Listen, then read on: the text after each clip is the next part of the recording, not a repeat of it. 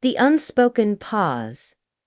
A cafe encounter, the aroma of freshly brewed coffee mingled with the faint scent of incense from a nearby shop. A typical Saturday afternoon in Tamil. Arjun adjusted his glasses, feeling a comfortable hum of intellectual superiority as he watched the world go by from his corner table at the Himalayan Java. He was meeting Maya, a mutual friend's acquaintance, for the first time. Maya mentioned a recent historical novel she'd enjoyed. This was Arjun's cue.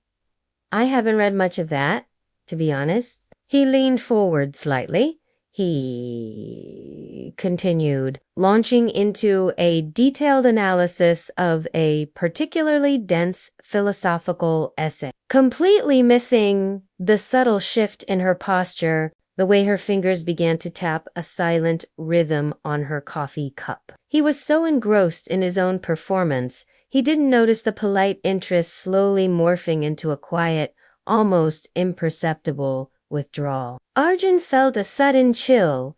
Despite the warm afternoon, he had talked too much, said too much, revealed too much of his self-important intellectual facade. The confidence that had buoyed him earlier now felt like a lead weight in his stomach. He saw her glance at her watch, a gesture that spoke volumes. More importantly, he wondered how many other times he had done this. How many other people he had inadvertently alienated by prioritizing his own perceived brilliance over genuine connection. The question hung heavy in the air, a silent challenge. How would he ever learn to truly listen, to truly connect, without the performative mask he had worn for so long? The journey to rebuild his social self, piece by painful piece, stretched out before him,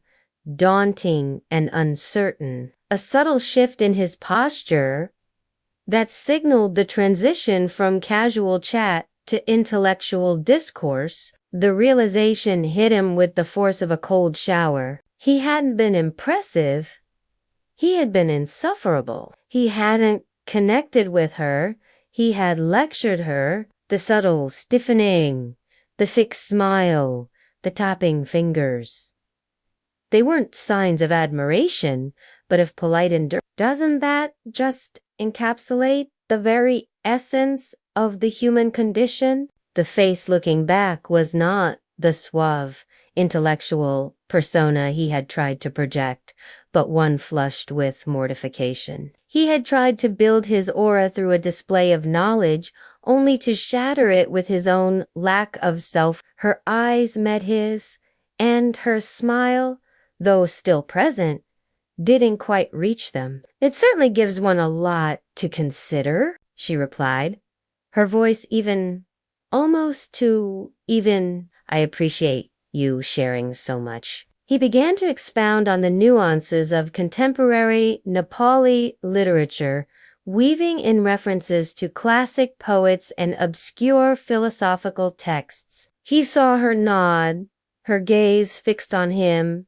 and he interpreted it as rapt attention, a deep appreciation for his profound insights. She had seemed bright, engaging, and he was keen to make a good impression. "You see," he explained, gesturing with his hand, "the true genius lies not just in the narrative, but in the unspoken critique of societal norms, the subtle rebellion against the established order." He paused, expecting a gasp of revelation, a shared moment of intellectual triumph. When Maya arrived, her smile was warm, and her eyes, framed by dark Kyle, sparkled with an easy curiosity. The conversation flowed easily at first, touching on work, travel, and the latest Nepali indie films. Arjun felt a pleasant confidence bloom within him.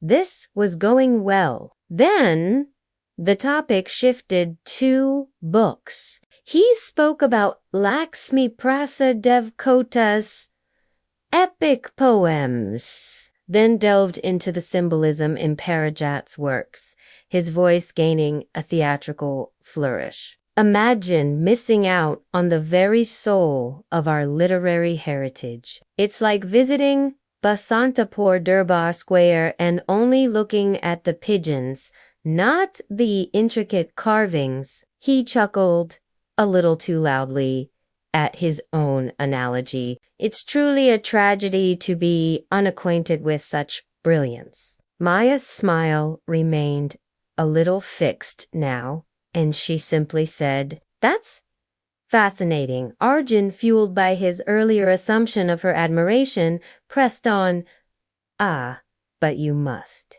He saw a flicker in her eyes then, something he couldn't quite place. Was it AOR or something else? He finished his monologue with a flourish, a triumphant smile on his face. "So, what do you think?" Maya took a slow sip of her coffee. The conversation then, abruptly, awkwardly, shifted to the weather. Later that evening, as he replayed the conversation in his mind, Arjun stared at his reflection in the darkened window of his apartment in Bana. He wondered if Maya would ever agree to meet him again.